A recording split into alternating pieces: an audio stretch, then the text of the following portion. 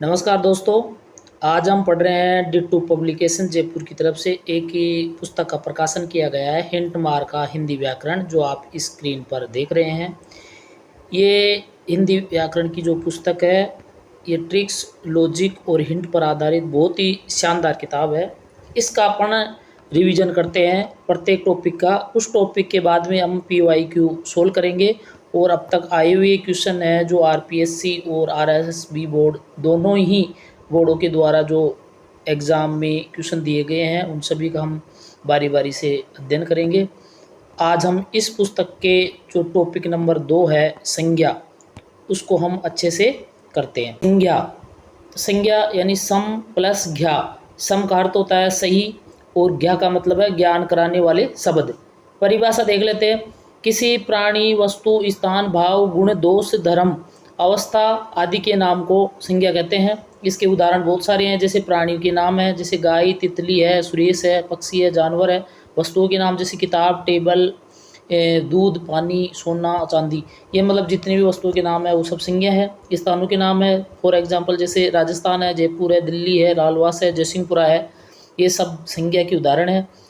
गुण, दोष, अवस्था इसके अंतर्गत भी कोई आता है, जैसे भला, बुरा, मिठास, बुढ़ापा, बचपन। ये सब संज्ञा के एग्जाम्पल है। अब इसका प्रकार देख लेते हैं कि संज्ञा कितने प्रकार की होती है। संज्ञा मुख्यतः 3 प्रकार की होती है। व्यक्तिवाचक संज्ञा, मूर्त स्वरूप। मूर्त स्वरूप का मतलब ये है कि इस व्यक्तिवाचक संज्ञा के अंतर्गत जो भी उदाहरण आते हैं, जो भी संज्ञा है, उन सबको हम छू सकते हैं, देख सकते हैं, पकड़ सकते हैं। जातिवाचक संज्ञा, इसके अंतर्गत जितने भी उदाहरण हैं, जो भी संज्ञा है वो मूर्त स्वरूप है। इसका अर्थ ये हुआ कि उसको भी हम छू सकते हैं, देख सकते हैं, पकड़ सकते हैं।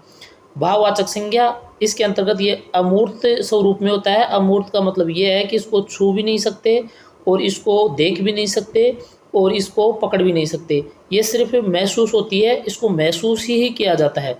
ठीक है, अब इसको एक एक करके ठीक से देख लेते हैं। अब देखते हैं व्यक्तिवाचक संज्ञा।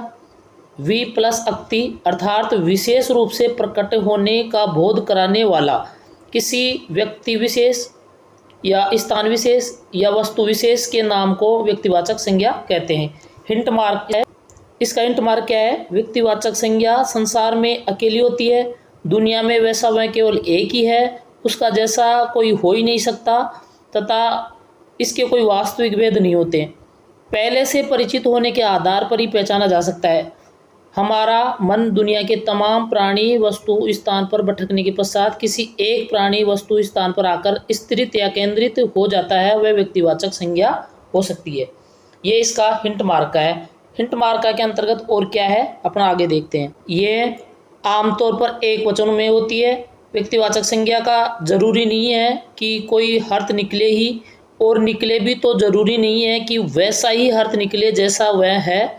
जैसे लड़की का नाम मीनाक्षी है, इसका अर्थ यह हुआ कि मछली के समान आंखें वाली, पर अर्थ के अनुसार ऐसा होना कोई ज़रूरी नहीं है कि नाम जैसी ही आंखें हो, अर्थात मछली के समान ही उस लड़की की आंखें हो, ये कोई ज़रूरी नहीं है। जैसा नाम वैसा ही हो, ये कोई ज़रूरी नहीं है। व्यक्ति राम, सीता, विष्णु, लक्ष्मी, अर्जुन, मुकेश, ये व्यक्तिवाचक के उदाहरण है। अब राम का नाम लेते ही आपके दिमाग में वही राम आ जाएगा जो राम सीता वाली बात है रामायण में जो है, उसके आधार पर आप पहचान लेंगे ये उसी राम की बात हो रही है। विष्णु, उसी विष्णु की बात हो रही है। लक्ष्मी की बात हो रही है। वस्तु जैसे महाभारत है, रामायण है, मशीन है, उषा, पंखा है। उषा, पंखा वैसे जातिवाचक है, लेकिन वाक्य में प्रयोग होने पर यह व्यक्तिवाचक बन जाता है। उदाहरण के तौर पर अपन देखते हैं, आपने जो उषा पंखा दिया था इस कमरे में लगा हुआ है, तो ये पंखा है, उसके आगे उषा लग करके उस पंखे को निश्चित कर देते हैं सिम। इस वजह से ये व्यक्तिवाचक संज्ञा है। तालाब में कमल का फूल खिला हुआ है, ये एक कमल विशेष की बात कर रहा है, इसलिए ये व्यक्तिवाचक संज्ञा का उदाहरण है वाक्य में प्रयोग होने के कारण। नोट, पंखा जातिवाचक संज्ञा है, लेकिन उषा लगकर पंखे को निश्चित करते हुए एक होने का बोध कराया है। इसी प्रकार विशिष्ट कमल को संदृप्त करने के कारण कमल व्यक्तिवाचक संज्ञा है। स्थान जैसे जयपुर है, गंगा है, हवा महल है, ताजमहल है आदि, ये सब व्यक्तिवाचक संज्ञा के उदाहरण है। नोट के अपने, ये अपने आप संसार में एक होने का बोध कराते हैं। जैसे गंगा दुनिया में एक ही है, अतः गंगा एक व्यक्तिवाचक संज्ञा है। क्योंकि नदी जातिवाचक संज्ञा है, से एक विशेष नदी गंगा की बात हो रही है, इसलिए ये व्यक्तिवाचक संज्ञा है। व्यक्तिवाचक संज्ञा के महत्वपूर्ण तथ्य कौन कौन से हैं उसको भी हम देख लेते हैं।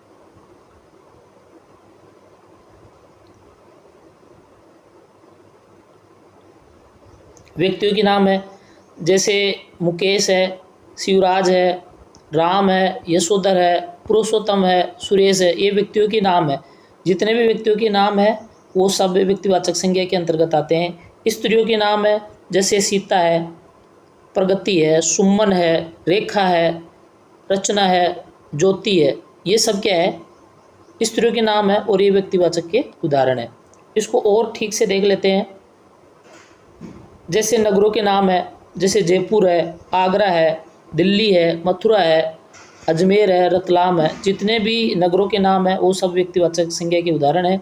पुस्तकों के नाम, जैसे पुस्तकों के नाम में जैसे महाभारत है, रामायण है, मेघदूत है, साकेत है, गीता है, ये संसार में अकेले हैं और एक वचन का बोध कराते हैं, इसलिए ये व्यक्तिवाचक संज्ञा है। इसको हम पहले से जानते हैं और हमारा दिमाग पूरी संसार के ग्रंथों पर भटकने के पश्चात इन पर आकर के केंद्रित हो जाता है, इसलिए ये व्यक्तिवाचक संज्ञा के उदाहरण है। इसी प्रकार अगला देख लेते हैं। जैसे पुस्तकों के नाम देख लिए हमने। समाचार पत्रों के नाम है, जैसे राजस्थान पत्रिका है, दैनिक भास्कर है, पंजाब केसरी है, डेली न्यूज है, ये सब समाचार पत्रों के नाम है, वो व्यक्तिवाचक संज्ञा के उदाहरण है। ऐसे दिशाओं एवं कोणों के नाम, जैसे पूर्व है, पश्चिम है, दक्षिण है, आग्नेय है, ईशान है, नैऋत्य है आदि, ये सब जो दिशाओं के नाम है, कोणों के नाम है, वो सब व्यक्तिवाचक संज्ञा के उदाहरण है। देशों के नाम है, जैसे भारत है, पाकिस्तान है, चीन है, अमेरिका है, रूस है, जापान है, जर्मनी है, श्रीलंका है। इसके अलावा भी अन्य जितने भी देशों के नाम हैं वो सब व्यक्तिवाचक संज्ञा के उदाहरण है, क्योंकि ये संसार भर में अकेले हैं, सिंगल है, एक वचन में है, और हमारा जो दिमाग है सभी वस्तुओं पर भटकने के बाद में इन पर आकर के निश्चित हो जाता है, ये जान जाता है कि वहीं पाकिस्तान है, वहीं भारत है। ऐसे सागरों के नाम है, जैसे अरब सागर है, हिंद महासागर है, प्रशांत महासागर है, अन्य जो भी सागर है वो सब संसार में अकेले हैं, तो इसके लिए भी ये व्यक्तिवाचक संज्ञा के अंतर्गत आते हैं। नदियों के नाम, जैसे गंगा है, यमुना है, चंबल है, माई है, बनास है, लूणी है, कावेरी है, जितनी भी नदियाँ हैं, नदियों के विशेष नाम है, नाम विशेष के कारण वो एक संसार भर में अकेली होती है, तब उसके लिए ये भी व्यक्तिवाचक संज्ञा है। पर्वतों के नाम, जैसे हिमालय है, सतपुड़ा है, अरावली है, विंध्याचल है, ये सब पर्वतों के नाम है, वो भी व्यक्तिवाचक संज्ञा है। दिनों का नाम, रविवार, सोमवार, मंगलवार, बुधवार, गुरुवार, शनिवार, ये सब भी व्यक्तिवाचक संज्ञा के उदाहरण है। महीनों के नाम, जनवरी, फरवरी, नवंबर, दिसंबर, चैत्र, बैसाख, फाल्गुन आदि, ये सब व्यक्तिवाचक संज्ञा के उदाहरण है। इसी के तौर पर देखो, पृथ्वी है, आकाश है, सूर्य है, चंद्रमा है, मंगल है, वरुण, यम, शनि, ये सब व्यक्तिवाचक जितने भी नक्षत्रों के नाम है वो सभी इसी के अंतर्गत आते हैं।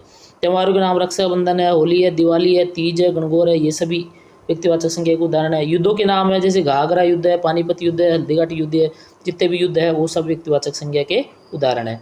इससे और आगे देखते हैं।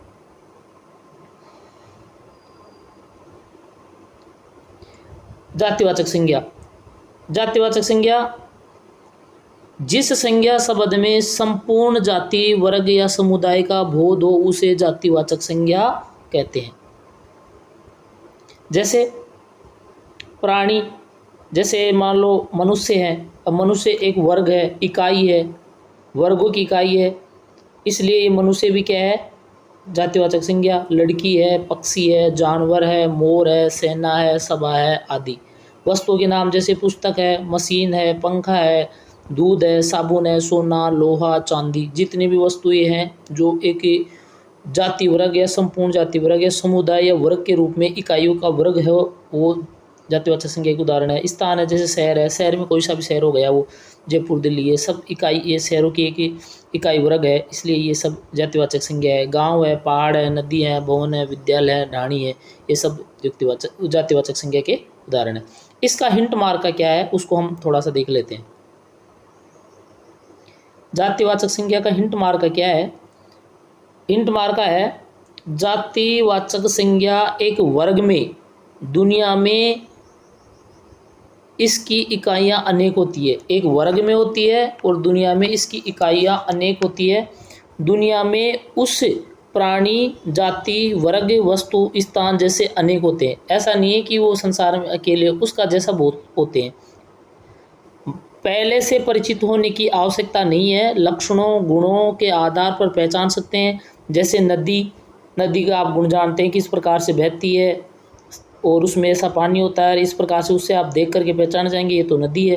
पहाड़ को आप देख करके पहचान जाओगे ये तो नदी पहाड़ है।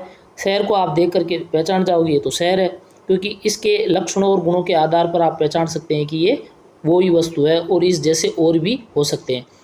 संज्ञा शब्दों को भेद करके देखें। यदि शब्दों के भेद हो जाते हैं तो वह शब्द जातिवाचक संज्ञा कहलाएगी, और यदि भेद न हो तो व्यक्तिवाचक संज्ञा होगी। उसका भेद करके देखना है। जैसे जयपुर, जयपुर का भेद करोगे तो जयपुर जैसा और कोई नज़र ही नहीं आता है, तो उसके भेद नहीं हो रहे हैं, तो इसका मतलब ये है कि वो संसार में अकेला है, इसलिए व्यक्तिवाचक संज्ञा है। अगर भेद हो जाता तो मान लेते हैं कि ये जातिवाचक संज्ञा है। उपयुक्त उदाहरणों, नियमों व हिंट मार्कों से व्यक्तिवाचक जातिवाचक संज्ञा को हम निम्न प्रकार से समझ सकते हैं। संज्ञा और व्यक्तिवाचक संज्ञा पहचानने का आधार। अब हम एक उदाहरणों के माध्यम से इसको अच्छे से समझने की कोशिश करते हैं। जैसे पहला है जयपुर। जयपुर शब्द को देखते ही हमारा मन सृष्टि के अनेक शहरों पर भटकता हुआ किसी एक शहर जयपुर पर आकर स्थिर या केंद्रित हो जाता है। अतः एक का बोध होने के कारण यह व्यक्तिवाचक संज्ञा है। पहले से परिचित होने के कारण शहर की लोकेशन, सड़कें, दर्शनीय स्थल, शहर, सरकारी स्कूल, दफ्तर आदि की वस्तु स्थिति को देखकर पहचान सकते हैं कि यह एक विशिष्ट स्थान पर बसा हुआ शहर जयपुर है, और दुनिया में वैसा वह एकमात्र शहर है। गंगा, अब दूसरा है एग्जाम्पल गंगा। गंगा से अपन समझते हैं, गंगा शब्द को देखते ही हमारा मन सृष्टि की अनेक नदियों पर भटकता हुआ किसी एक नदी पर आकर केंद्रित स्थिर हो जाता है। अतः एक का बोध होने के कारण यह व्यक्तिवाचक संज्ञा है। परिचित होने के कारण ही हम कह सकते हैं कि यह एक विशिष्ट स्थान पर बहने वाली गंगा नदी है, जो कि दुनिया में एकमात्र नदी है। इसके आगे वास्तविक भेद नहीं होंगे। गंगा को आप डिफाइन करोगे, भेद करोगे तो इसके भेद नहीं होंगे। आपके दिमाग संसार की विभिन्न वस्तुओं पे भटकता हो वापस गंगा पे ही आ जाएगा, तो इसका मतलब इसका भेद नहीं हो रहा है, इसलिए ये व्यक्तिवाचक संज्ञा है। ऐसे ही रामायण है। पहले से परिचित होने के कारण यह कह सकते हैं कि एक विशिष्ट रचना है और दुनिया में वैसा वह एक ग्रंथ है। इसके आगे वास्तविक भेद नहीं होते।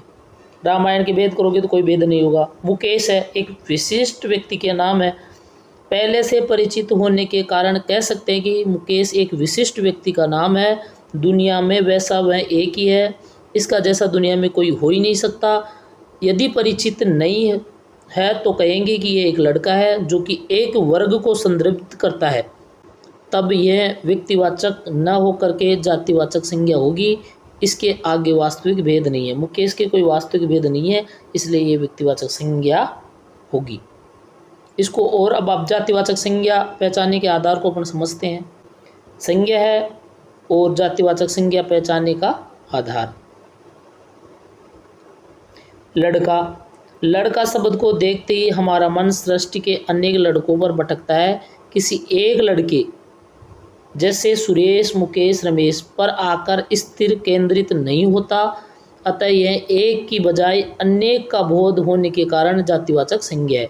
लड़का आते आप बहुत सारे लड़कों पर आपका दिमाग चला जाएगा, मन भटकता रहेगा कि कौन सी लड़के की बात कर रहे हैं, कोई फिक्स नहीं है, इसलिए ये जातिवाचक संज्ञा होगा। ऐसे उदाहरण नदी का समझते हैं। जब नदी शब्द को देखते हैं तो हमारा मन सृष्टि की अनेक नदियों पर भटकने लगता है, जैसे गंगा, यमुना, चंबल आदि। किसी एक नदी पर स्थिर नहीं रहता। अतः एक की बजाय अनेक का बोध होने के कारण ये जातिवाचक संज्ञा है। नदी, जैसे किसी ने कहा कि नदी, तो आपके दिमाग में आ जाए कौन सी नदी की बात कर रहा है, गंगा की कर रहा है कि यमुना की कर रहा है, चंबल की कर रहा है, माई की, कौन सी की कर रहा है। इसलिए दिमाग भटक रहा है, किसी एक पर आकर के स्थिर नहीं हुआ। इसका मतलब ये हुआ कि नदी तो जातिवाचक संज्ञा है। अगर एक पर स्थिर हो जाता तो क्या हो जाता है, ये व्यक्तिवाचक संज्ञा। ऐसे आगे समझते हैं गाय। गाय भी एक जातिवाचक संज्ञा है, क्योंकि ये गायों की पूरी जाति का प्रतिनिधित्व करती है। जर्सी गाय, अब गाय के आगे अपन ने जर्सी गायों में से एक छटनी कर दी कि ये तो जर्सी गाय है। जर्सी गाय में जर्सी गाय की एक विशेष नस्ल को दर्शाता है जो कि इस नस्ल की पूरी जाति का प्रतिनिधित्व करती है। ऐसे नहीं कि जर्सी गाय एक ही है दुनिया में, जर्सी गाय जैसी अनेक है ना, तो ये की इकाइयाँ बहुत सारी है, इसलिए ये भी जातिवाचक संज्ञा है। काली गाय, वही जर्सी गाय, गाय के आगे जर्सी लगा दिया और इधर काली गाय के आगे काली लगा दिया। काली गाय में काली गाय की एक विशेषता है जो उसके रंग को दर्शाती है, जो कि काली गायों की एक जाति है। इसका मतलब ये भी क्या है, जातिवाचक संज्ञा। अब भेद के आधार पर पहचानने का तरीका अपन और देख लेते हैं। भेद के आधार पर संज्ञा पहचानने का तरीका, पहले इधर क्या है, संज्ञा है और इसके अंतिम भेद है और इसके ये वास्तविक भेद है और ये संज्ञा का प्रकार है। जैसे अखबार है, लड़का है, ये एक वर्ग में है, इसके कॉलम नंबर 2 इसकी बात कर रहे हैं के अनुसार भेद होने के कारण जातिवाचक संज्ञा है। अब इसको मैं ठीक से समझाता हूँ आपको। जैसे मान लो अपन बात कर रहे हैं अखबार की, तो अखबार में कौन सा आ गया, राजस्थान पत्रिका आ गया, दैनिक भास्कर आ गया, पंजाब केसरी आ गया। अब इसको आगे और तोड़ो, राजस्थान पत्रिका ही है, आगे ये टूटेगा नहीं। दैनिक भास्कर, इसको आगे तोड़ो, इसके भेद करो, नहीं टूटेगा, वही दैनिक भास्कर है, पंजाब केसरी भी वही है, क्योंकि इसके बारे में हम पहले से जानते हैं कि ये पत्रिका समाचार पत्र है जिसका नाम विशेष है राजस्थान पत्रिका, दैनिक भास्कर, पंजाब केसरी। इसके कोई आगे इसका विखंडन नहीं हो रहा, इसके वास्तविक भेद नहीं हो रहे, इसके कोई प्रकार नहीं है। अगर ये अंतिम भेद हो गया, क्योंकि इसके आगे भेद नहीं हो रहा, ये अंतिम भेद हो गया, इस कारण ये क्या है, व्यक्तिवाचक संज्ञा है। अगर इसके भेद हो जाते तो ये जातिवाचक संज्ञा हो जाता। ये क्या है, अंतिम भेद हो गया, इसका ऊपर जो भी हुआ इसका अंतिम भेद हो गया, इससे आगे वास्तविक भेद नहीं है। वास्तविक भेद नहीं होने के कारण कॉलम नंबर 2, कौन सा है कॉलम नंबर 2, ये वाला, के सभी शब्द व्यक्तिवाचक संज्ञा के उदाहरण है। ऐसे ही मुकेश, शिवराज, सुरेश, इसके आगे टुकड़े करेंगे तो टुकड़े नहीं होंगे, भेद नहीं होंगे, भेद नहीं होंगे तो ये क्या है, जातिवाचक व्यक्तिवाचक संज्ञा के उदाहरण है। ये दूसरी सारणी है, इसको हम देखते हैं। इधर तो ये संज्ञा है और इसके ये शब्द है, संज्ञा है, अंतिम भेद है और ये इससे आगे वास्तविक भेद नहीं है, संज्ञा के प्रकार है। अब एक एग्जाम्पल लेके अपन समझते हैं। जैसे अपन ने मनुष्य ले लिया, ये एक वर्ग में है और इसमें और इसके कॉलम नंबर 2 के अनुसार भेद होने के कारण जातिवाचक संज्ञा है। इसको आप ठीक से समझो। उदाहरण ले लिया अपने मनुष्य। अब मनुष्य में कौन कौन आता है, मनुष्य में तो एक स्त्री भी आती है, मनुष्य में पुरुष भी आता है, ठीक है। अब स्त्री के भेद हो रहे हैं, कौन से, स्त्री में कौन कौन से आ रहे हैं, इनकी जैसे सुमन भी एक स्त्री है, सीता भी एक स्त्री है, आरती भी एक स्त्री है। इसका मतलब इसको आगे भेद कर रहे हैं, आगे इसके प्रकार बता रहे हैं। अब इसकी इकाइयों के जो वर्ग है उसको अलग अलग समूह में बता रहे हैं, इसलिए ये भी क्या हो गया, क्योंकि इसके आगे भेद हो गए, इसलिए ये जो स्त्री है वो क्या हो गई, जातिवाचक संज्ञा हो गई। ऐसे पुरुष की बात करें तो पुरुष में भी क्या है कि पुरुष है, इसमें भी एक वर्ग हो गया पुरुष, और इसमें आगे जैसे मुकेश है, प्रकाश है, महेंद्र है, बहुत सारे हो जाएंगे। इसका मतलब इसका भी भेद हो रहा है, तो पुरुष शब्द भी क्या है, जातिवाचक संज्ञा। अब मुकेश है, मुकेश के आगे कोई भेद नहीं है, प्रकाश का आगे कोई भेद नहीं है, महेंद्र के आगे कोई भेद नहीं है, इसलिए आगे भेद नहीं होने के कारण ये वाले, क्योंकि अंतिम भेद हो गए, इस कारण ये सब क्या हो गए, व्यक्तिवाचक संज्ञा हो गई। सीता है, इसका भी कोई भेद नहीं हो रहा है, सुमन है, इसका भी कोई भेद नहीं हो रहा है, आरती, इसका भी कोई भेद नहीं हो रहा है। अब इसका भेद नहीं हो रहा है और आपका दिमाग है ना एक पर टिका हुआ है, इस कारण ये सब क्या है, इसके उदाहरण है व्यक्तिवाचक संज्ञा की। इसमें मैंने लिख भी रखा है, कॉलम नंबर 2 के संज्ञा शब्द एक वर्ग में है और इसके आगे कॉलम नंबर 3 यानी ये के अनुसार भेद होने के कारण ये जातिवाचक संज्ञा है, ये वाला। और वास्तविक भेद नहीं होने के कारण कॉलम नंबर 3 सभी शब्द व्यक्तिवाचक संज्ञा के उदाहरण है। ये वाले तो जो क्या है कि इसके तो भेद हो रहे हैं, इसलिए ये तो सब जातिवाचक संज्ञा है। इसके भेद हो रहे हैं, इसके भेद हो रहे हैं, ये भेद ही है, इसलिए ये तो क्या हो गया, स्त्री तो हो गई जातिवाचक संज्ञा। पुरुष के भी भेद हो रहे हैं, इसलिए पुरुष भी क्या हो गया, जातिवाचक संज्ञा। लेकिन इसके आगे भेद नहीं हो रहे, इसके आगे भेद नहीं हो रहे तो कॉलम नंबर 3 में जो भी है सीता, सुमन, आरती, मुकेश, प्रकाश, महेंद्र, ये सब क्या हो गए व्यक्तिवाचक संज्ञा, और इसको अपन ने देख लिया। और आगे ठीक से देखते हैं। संज्ञा में अपन लेते हैं जैसे फल, भेद होने के कारण जातिवाचक संज्ञा है। कैसे भेद हो रहा है? जैसे फल में आते हैं आम, केला, ये सब आते हैं, इसलिए इसके फल के भेद हो रहे हैं, तो फल तो हो गया जातिवाचक संज्ञा। और आम है, अब आम एक, अगर इसको वैसे देखा जाए तो आम और भी इसके अलग अलग है, जैसे लंगड़ा आम, दशहरी आम, सिंदूरी आम, तो इसके भी भेद हो रहे हैं।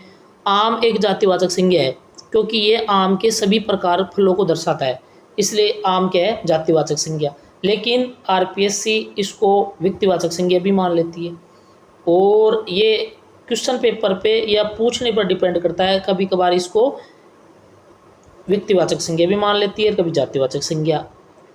तो आप उस हिसाब से आपको आंसर देना है। अब आगे समझते हैं फल। फल में कौन सा आता है? फल बहुत सारे आते हैं, आम है, केला है, इस प्रकार से। तो जैसे आम आ गया, आम के भी प्रकार है, जैसे लंगड़ा आम है, दशहरी आम है, सिंदूरी आम है। आम एक जातिवाचक संज्ञा है क्योंकि यह आम के सभी प्रकार को फलों को दर्शाता है, सभी प्रकार के फलों को दर्शाता है, इसलिए आम एक जातिवाचक संज्ञा है। ठीक है, क्योंकि आम के भेद हो रहे हैं, लंगड़ा आम, दशहरी आम, सिंदूरी आम।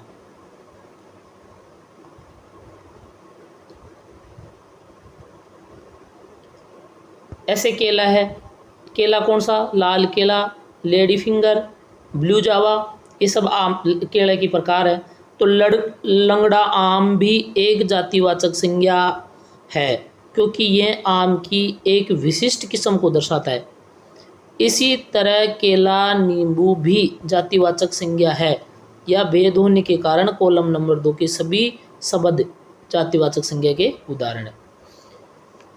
अभी इसमें क्या है कि अगर किसी का भेद हो जाता है और उसके बारे में अपन जानते हैं तो जातिवाचक संज्ञा है, भेद नहीं होते हैं और भेद नहीं मानते हैं तो अपन क्या है? वो व्यक्तिवाचक संज्ञा है। इसको और देख लेते हैं अपन। शब्द का एक बारी भेद करे, अपवाद है मनुष्य, आम, ये। अन्य संज्ञा शब्द कौन कौन से हैं? जैसे नगर है, पशु है, पक्षी है, छात्र है, खिलाड़ी है, फल, फूल, सेठ जी, माता, मंत्री, पंडित, चोर, साहूकार, जुलाहा, अध्यापक, कवि, लेखक, पुस्तक, मनुष्य, बेटी, जन, बहन, भाई, क्षत्रिय, प्रभु, वीर, विद्वान, शिशु, ठग, सेना, दल, पुंज, कुंज, कक्षा, भीड़, दूध, पानी, तेल, घी, पत्थर, संगमरमर आदि शब्द को भेद करके समझने की कोशिश करें। ये सभी शब्द जातिवाचक संज्ञा के उदाहरण है क्योंकि इसके सबके भेद हो जाते हैं। अब अपन पढ़ते हैं भाववाचक संज्ञा, देखते हैं। जिन संज्ञा शब्दों से किसी व्यक्ति, वस्तु, स्थान आदि के गुण, दोष, धर्म, अवस्था और भाव का बोध हो तथा भाव, विचार, अवधारणा जिसे मन ही मन में महसूस कर सकते हैं, तो वे शब्द जातिवाचक नहीं, व्यक्तिवाचक नहीं, वो क्या है? भाववाचक संज्ञा कहलाती है। जैसे खुशी है, बचपन है, निराशा है, उत्साह है, सफलता है, प्रेम है, घृणा है, भलाई है, पतन है, पौरुष है, शैशव है आदि। इनको अपन महसूस कर सकते हैं, अनुभव कर सकते हैं, देख नहीं सकते, स्पर्श नहीं कर सकते। इसकी विशेषता क्या है? भाववाचक संज्ञाएं अनुभवजन्य होती है, भाववाचक संज्ञाओं को स्पर्श नहीं कर सकती। भाववाचक संज्ञा शब्दों के अंत में कुछ प्रत्ययुक्त प्रत्यय आते हैं, वो अपन देखते हैं। भाववाचक संज्ञा शब्दों के अंत में कौन कौन से प्रत्यय होते हैं? ए, आ, अंत, अंतर, आई, अक, आव, आवा, आपा, आप, आन, आस, आयत, आवट, आहट, ई, इम, इम्मा, इक्की, ओता, ओती, कार, अक, गी, तय, ता, तौ, पन, अत, नी, ती, न शब्दांश प्रत्यय के रूप में लगे होते हैं। अगर ये प्रत्यय के रूप में लगे होते हैं तो वे जो शब्द है वो भाववाचक संज्ञा के उदाहरण है। प्रकार, भाववाचक संज्ञा की रचना मुख्य रूप से 5 प्रकार की होती है।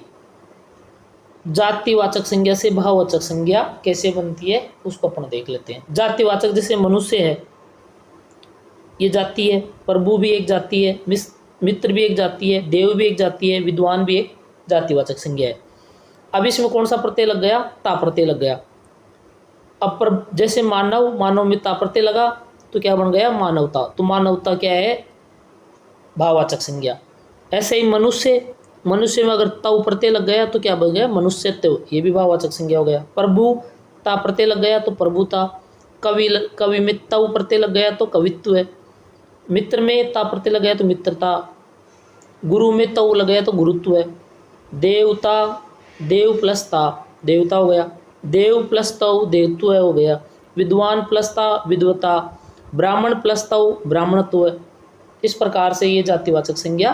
अब इसको याद रखना है क्योंकि ये हिंदी में गिने चुने ही हैं जो बार बार रिपीट होते हैं।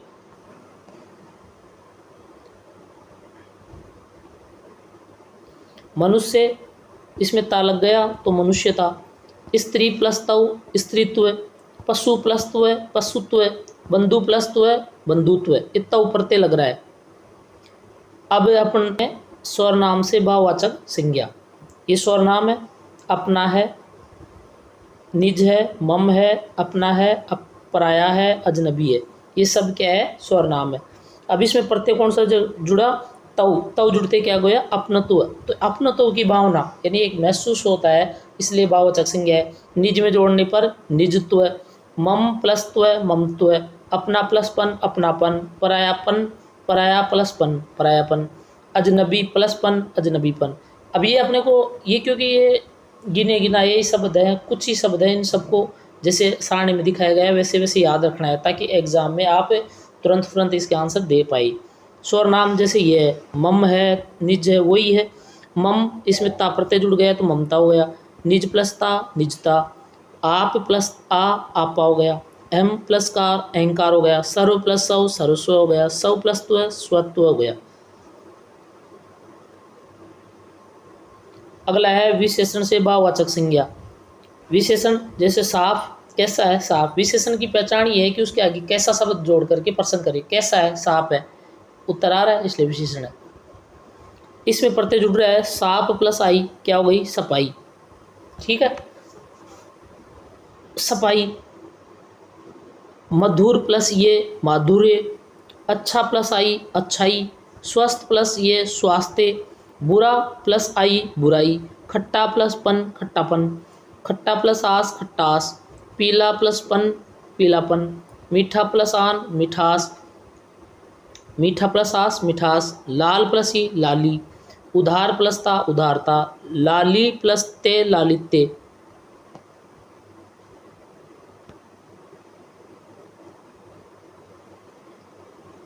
वीर प्लस ता वीरता। हरा प्लस आली हरियाली। अब ये सारणी में गिने चुने शब्द हैं जो बार बार रिपीट होते हैं, और इसका प्रयास भी करें, प्रैक्टिस भी करें, और बार बार प्रयास करने से ये आपको याद हो जाएगी, और याद भी करना है। सुंदर प्लस ता सुंदरता। भय प्लस आनक भयानक। सरल प्लस ता सरलता। काला प्लस ई माँ काली माँ। मधुर प्लस ता मधुरता। सफ़ेद प्लस ई सफ़ेदी। अभी आपको पता होना चाहिए कि सफ़ेदी इसमें कौन सा प्रत्यय लगा हुआ है, तो ये आप अगर इनको तोड़ तोड़ करके याद कर लोगे तो आप तुरंत बता सकते हो। सुंदर प्लस ये सौंदर्य। लंबा प्लस ये लंबाई। ऐसे अवयव से भाववाचक संज्ञा, इसको अपन देखते हैं। ये चौथा प्रकार आ गया, ये अवयव है। भीतर प्लस ई तो क्या हो जाएगा, भीतरी। समीप प्लस ये सामीप्य। दूर प्लस ई दूरी।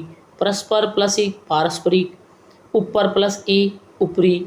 व्यवहार प्लस इक व्यवहारिक। तो ये अवयव से भाववाचक संज्ञा है, बनी हुई है, ये हमने बता दिया।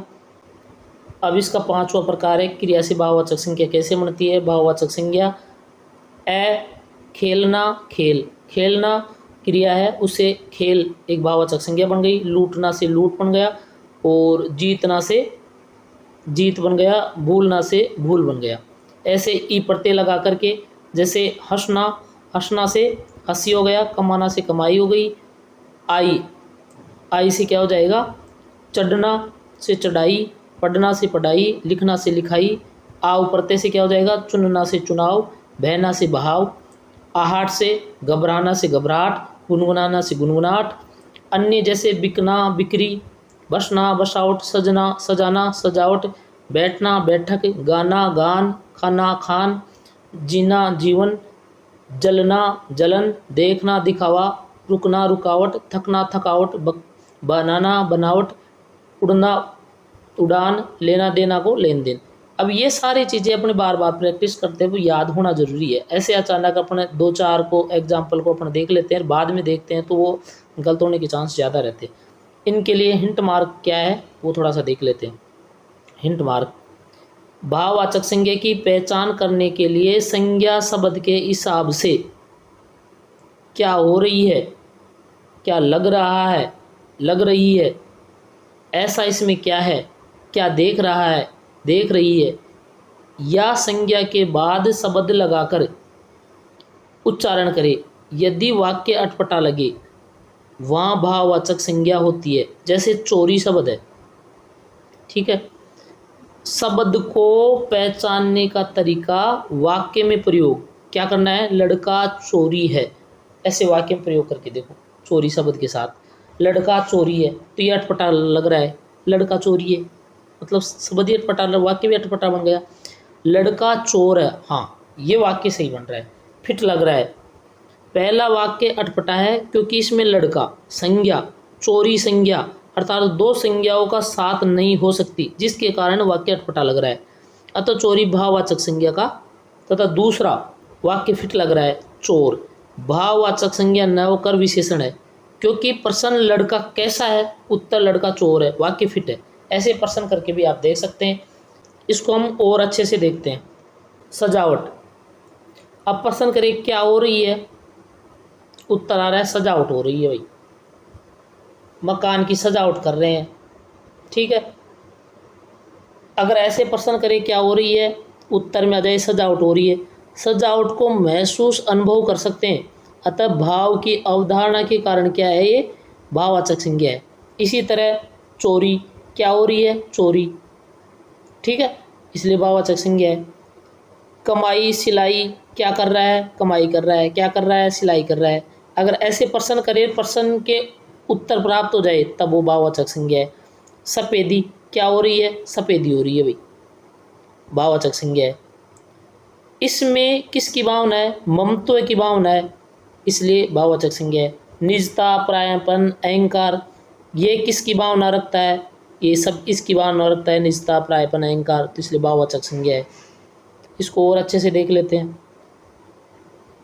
सुंदरता, ऐसा क्या है इसमें, इसकी क्या अच्छी है, सुंदरता, इसलिए भाववाचक संज्ञा है। लंबाई, क्या बढ़ रही है, लंबाई। बुढ़ापा, क्या आ गया, बुढ़ापा। अगर ऐसे प्रश्न करने के उत्तर प्राप्त होते हैं तो भाववाचक संज्ञा होगा। और अगर मान लो कैसा, क्वेश्चन में कैसा लगा करके उत्तर प्राप्त करें फिर उत्तर प्राप्त हो जाता है, तब होता है वो विशेषण। और ये विशेषण वाले टॉपिक में अपन अच्छे से समझ में आ जाएगा। अन्य संज्ञाएं, समूहवाचक संज्ञा, जिन संज्ञा शब्दों के द्वारा सभा, संघ, सेना, झुंड, गुच्छा, वर्ग, समूह, परिवार आदि का बोध हो तो वे शब्द भाववाचक संज्ञा कहलाते हैं। हिंट मार्क क्या है इसकी, यह संज्ञा समुदाय का बोध कराती है जो कि एक इकाई के रूप में व्यक्त होता है। समूहवाची शब्दों का प्रयोग प्राय एक वचन में किया जाता है। ये इसके दो हिंट मार्क है, एक तो समुदाय का बोध कराएगी ये, और एक इकाई के रूप में सबको इकट्ठा होकर के दिखाने की कोशिश करेगी, ये एक वचन में होगी, तो मान लेना समूहवाचक संज्ञा है। द्रव्यवाचक संज्ञा, जिन संज्ञा शब्दों के द्वारा तरल, ठोस पदार्थ, धातु, अधातु आदि का बोध हो तो वे द्रव्यवाचक संज्ञा कहलाती है। द्रव्य किसी भी भौतिक पदार्थ को संदर्भित करता है जो स्थान को घेरता है और द्रव्यमान रखता है। इसे ठोस, द्रव, गैस या प्लाज्मा के रूप में भी जाना जाता है। उदाहरण के लिए जैसे बर्फ है, पानी है, हवा, घी, तेल, सोना, चांदी, लकड़ी, पत्थर, आटा, चाय, फल आदि, ये सब द्रव्यवाचक संज्ञा के उदाहरण है। हिंट मार्क क्या है, द्रव्यवाचक संज्ञाएं ढेर के रूप में मापी या तोली जाती है। द्रव्यवाचक संज्ञाएं अगणनीय होती है, इसकी गणना नहीं हो जाती है, इनको गिना नहीं जाता है। द्रव्यवाची संज्ञा शब्दों का प्रयोग प्राय एक वचन में होता है। नोट, समूहवाचक संज्ञा और द्रव्यवाचक संज्ञा को जातिवाचक संज्ञा ही माना जाता है, यानी इन दोनों को जातिवाचक संज्ञा के अंतर्गत ही रखा जाता है, अलग से इनका कोई स्थान नहीं है। अब जातिवाचक संज्ञा, द्रव्यवाचक, व्यक्तिवाचक संज्ञा का स्पष्टीकरण कैसे पहचाने कि ये तो जातिवाचक है, ये जातिवाचक में द्रव्य है और ये व्यक्तिवाचक है। भेद होने के आधार पर जातिवाचक संज्ञा पहचानना। भेद के आधार पर अपन कैसे पहचाने? जैसे इसमें ले लिया फल। फल ये एक वर्ग में है तथा इसके भेद होने के कारण ये जातिवाचक संज्ञा है। फल है, उसके भेद हो रहे हैं आम, केला, है ना, नींबू, संतरा। तो भेद हो रहे हैं इस कारण क्या है कि ये क्या है, जातिवाचक संज्ञा है। अब इसका भेद हो गया जैसे आम, ठीक है। अब आम कौन सा? जैसे बम्बैया, आम सीपिया, मालदा। तो आम के फिर प्रकार हो गए, बम्बैया, सीपिया, मालदा। अब प्रकार होने के कारण आम क्या हो गया, जातिवाचक संज्ञा। अगर आम के प्रकार नहीं देखते, सिर्फ आम ही रखते और यही फाइनल होता है, यही अंतिम भेद मानते हैं, तभी होता है व्यक्तिवाचक संज्ञा। अब इसके आगे अपने को पता नहीं है, सीपीआई के आगे पता नहीं है। अगर आगे के पता नहीं है, इसके भेद नहीं हो रहे, तो फिर ये क्या हो जाएगा, व्यक्तिवाचक संज्ञा। फिर ये जातिवाचक संज्ञा नहीं होगा। ऐसे मालदा, मालदा के अपने को भेद पता है, दूधिया मालदा, रसीला मालदा, फिर इसके भी और हो जाएंगे। ऐसे करते जाएंगे, तब ये उस व्यक्तिवाचक संज्ञा के अंतर्गत नहीं आएंगे, ये जातिवाचक संज्ञा के अंतर्गत आते हैं। लेकिन ज़्यादातर क्या करते हैं कि इसका एक ही भेद करते हैं, जो विशेष रूप से प्रचलित हो उन्हीं को मानते हैं। जैसे आम है, अब आम वैसे बम्बई, सीपिया, ये हर कोई नहीं जानता, तो इसको सिर्फ आम तक ही सीमित रखते हैं। इसलिए फल जातिवाचक संज्ञा हो जाएगा और आम, आम इसको आगे नहीं भेद करते हैं और आम व्यक्तिवाचक संज्ञा हो जाएगा। ऐसे केला और संतरा है। निष्कर्ष क्या निकला इन चीज़ों से? यदि दुनिया में केवल एक ही और उसका नाम पहले से निर्धारित है तथा उसका आगे भेद नहीं होता है, नहीं हो रहा है, वह विशिष्ट यूनिक प्रतीक होता है, वह व्यक्तिवाचक संज्ञा होगी। यदि दुनिया में उस जैसा अनेक है और लक्षणों गुणों के आधार पर पहली बार देखने पर भी पहचान सकते हैं, उसके भेद हो रहे हैं, वह जातिवाचक संज्ञा होगी। फलों को तोला जाता है, द्रव्यवाचक संज्ञा। जिसको अपन तोल सकते हैं वो द्रव्यवाचक संज्ञा होगी। फल समूह में होते हैं, अतः समूहवाचक संज्ञा है। आम, केला, संतरा फल विशेष का नाम है, अतः इन्हें फल के अंतिम भेद मानते हैं, तब ये व्यक्तिवाचक संज्ञा है। जैसे वैसे फल की एक ही उपजाति होने के कारण जातिवाचक संज्ञा है। ध्यान रखना, आम, संतरा, केला आदि को अंतिम भेद माने तो ये व्यक्तिवाचक संज्ञा होंगे, और यदि इनके आगे भी भेद कर दिए जाए, जैसे ऊपर कर रखा है, तब यह जातिवाचक संज्ञा होंगे। अगला अंतिम भेद व्यक्तिवाचक संज्ञा होगा। फल के भेद आम, केला, संतरा आदि है, अतः फल शब्द का भेद होने के कारण फल शब्द जातिवाचक संज्ञा है। यदि आम को अंतिम भेद के रूप में नहीं माना जाए तथा आगे वाले भेद जैसे बम्बैया, सीफिया, मालदा माने, तो वह आम भेद होने के कारण जातिवाचक संज्ञा होगा। बम्बई, सीपिया, मालदा को अंतिम भेद माने तो वे व्यक्तिवाचक संज्ञा होंगे। यदि मालदा को अंतिम भेद नहीं माने और आगे वाले भेद जैसे दूधिया मालदा, रसीला मालदा माने, जो ऊपर सारणी में दिखाया हुआ है, तो मालदा के भेद होने के कारण मालदा जातिवाचक संज्ञा एवं दूधिया मालदा, रसीला मालदा भेद का अंतिम रूप होने के कारण व्यक्तिवाचक संज्ञा होगा। अब इसमें मुख्य रूप से ये ध्यान रखना है कि जो प्रचलित है, जिसके एक ही भेद है और उसके बारे में लोग जानते नहीं है, तो वे व्यक्तिवाचक संज्ञा है। और जिसके बारे में अनेक भेद है, जैसे फल है, फल लोग जानते हैं कि फल के भेद भी जानते हैं कि आम, केला, संतरा, यहाँ तक जानते हैं विशेष रूप से, तो फल तो जातिवाचक संज्ञा हो गया। और फल के जो प्रकार है आम, केला, इसको अंतिम भेद मान करके इसको अपन व्यक्तिवाचक संज्ञा के अंतर्गत मानते हैं। और ये फिर भी क्वेश्चन आने के ऊपर डिपेंड करता है, इसके बारे में जानकारी होना चाहिए। जातिवाचक संज्ञा, समूहवाचक संज्ञा, व्यक्तिवाचक संज्ञा में स्पष्टीकरण। सभा, सभा के भेद हो रहे हैं, जैसे बाल सभा, महिला सभा आदि एक वर्ग में है, अतः एक जातिवाचक संज्ञा है। भेद हो रहे हैं एक वर्ग में, इसलिए जातिवाचक संज्ञा है।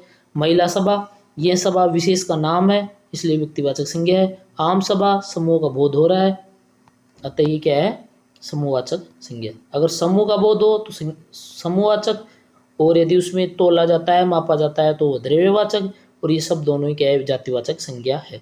निष्कर्ष, इस प्रकार इनमें स्पष्टता से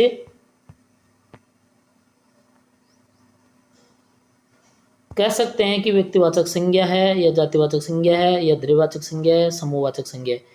इसी कारण से विद्वानों ने द्रव्यवाचक संज्ञा एवं समूहवाचक संज्ञा को जातिवाचक संज्ञा के अंतर्गत रखा है, जो अपन ने देखा है।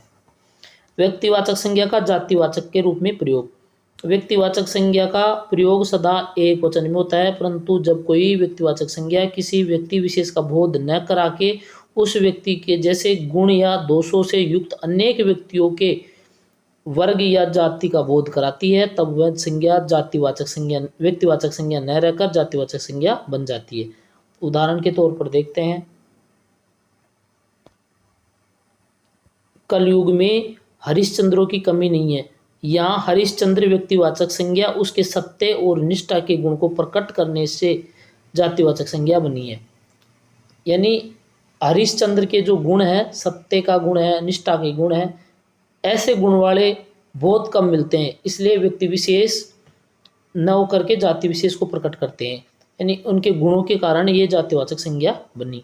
हमें भारत में जयचंदों पर कड़ी नज़र रखना चाहिए। तो जयचंद एक नहीं है, उसके गुण वाले बहुत सारे हैं, इसलिए बहुत सारे होने के कारण ये भी जातिवाचक संज्ञा है। यहाँ जयचंद शब्द व्यक्तिवाचक संज्ञा होते हुए भी विश्वासघात गुण को प्रकट करने के कारण अनेक या अन्य व्यक्तियों का बोध कराती है, अतः यह जातिवाचक संज्ञा है।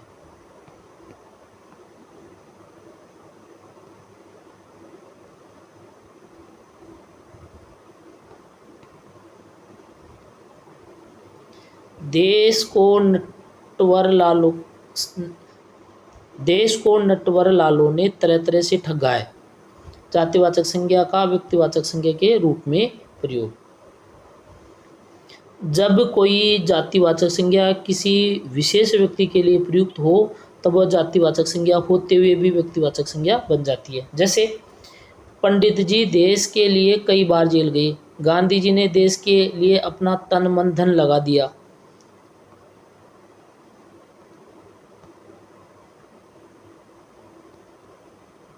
यहाँ पंडित जी और गांधी जी शब्द जातिवाचक संज्ञा होते हुए भी व्यक्ति विशेष अर्थात पंडित जवाहरलाल नेहरू और महात्मा गांधी के लिए प्रयुक्त हुए हैं, अतः यहाँ ये दोनों शब्द व्यक्तिवाचक हो गए।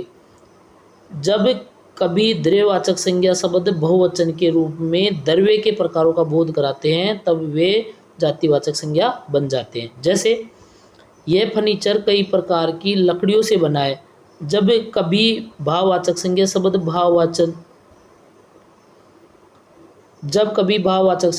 बहुवचन में प्रयुक्त होते हैं तब वे जातिवाचक संज्ञा शब्द बन जाते हैं। बुराइयों से बचो, हमारी दूरियां बढ़ती जा रही है। Short notes. व्यक्तिवाचक संज्ञा परिभाषा है, विशिष्ट व्यक्ति स्थान या वस्तु के नाम को व्यक्तिवाचक संज्ञा कहते हैं। पहचान कैसे है, वो एकमात्र होना चाहिए, भेद नहीं होने चाहिए, पहले से परिचित होना चाहिए, जरूरी है। मन एक विशिष्ट इकाई पर स्थिर हो जाता है। जैसे जयपुर एक विशिष्ट शहर पर दिमाग स्थिर हो जाता है। उदाहरण के लिए झुंझुनू, रामायण, मुकेश। ऐसे जातिवाचक संज्ञा किसी वर्ग, समुदाय या जाति का बोध कराए। जातिवाचक संज्ञा पहचानने का तरीका क्या है, अनेक का बोध हो, परिचित होना जरूरी नहीं है, लक्षणों गुणों के आधार पर, मन एक विशिष्ट इकाई पर स्थिर नहीं, भेद संभव, जैसे फल फूल आदि। मनुष्य, पुस्तक, बकरी। भाववाचक संज्ञा गुण, दोष, अवस्था या भाव का बोध कराए, भाववाचक संज्ञा कहलाती है। पहचानने का तरीका, इसमें अनुभवजन्य प्रत्यय, ये वाले प्रत्यय होते हैं, तय, ता, तव, आई, पन, ये से बनती है, स्पर्श नहीं किया जा सकता, अमूर्त स्वरूप होता है, जैसे खुशी, सफलता, सफाई। प्रश्न, क्या हो रही है, सजावट। अगर इस प्रकार से उत्तर प्राप्त होता है तो भाववाचक संज्ञा के उदाहरण है। समूहवाचक समूह या समुदाय का बोध कराती है, समूहवाचक कहलाती है। इसकी पहचानने का तरीका है, एक इकाई होती है, एक वचन में प्रयोग होता है, जैसे सेना है, परिवार है, गुच्छा है। द्रव्यवाचक ठोस, तरल या भौतिक पदार्थ का बोध कराए, द्रव्यवाचक संज्ञा कहलाती है। इसको मापा या तोला जाता है, अगणनीय होती है, गिना नहीं जाता, एक वचन में होती है, जैसे पानी, सोना, तेल आदि। परस्पर उपयोग, जैसे व्यक्तिवाचक संज्ञा से जातिवाचक संज्ञा, विशिष्ट नाम वर्ग का बोध कराए। अगर मान लो कोई विशिष्ट नाम का बोध कराती है तब वो व्यक्तिवाचक से जातिवाचक संज्ञा हो जाती है। जैसे ऊपर हमने उदाहरणों से देखा है, हरिश्चंद्र सत्यवादी गुण के कारण अनेक हरिश्चंद्र उसके जैसे व्यवहार वाले को दिखाते हैं, तब वो जातिवाचक संज्ञा है। जातिवाचक से व्यक्तिवाचक, वर्ग का शब्द विशिष्ट व्यक्ति के लिए प्रयुक्त हो, जैसे पंडित, तो ये पंडित शब्द वैसे तो जातिवाचक शब्द है, लेकिन नेहरू के लिए प्रयुक्त होने के कारण ये क्या हो गया, व्यक्तिवाचक हो गया। अब कल हम इसके जो विभिन्न परीक्षा में आए हुए क्वेश्चन है वो हम दिशा 2020 या अन्य जो साइटों से लेकर के प्रश्नों को सोल्व करेंगे और इस पुस्तक के भी क्वेश्चन हम सोल्व करेंगे। तो अब डेली एक टॉपिक इस पुस्तक का और विभिन्न एग्जामों में आए हुए उस टॉपिक के क्वेश्चन को हम बारी बारी से फटाफट रिवीजन करेंगे।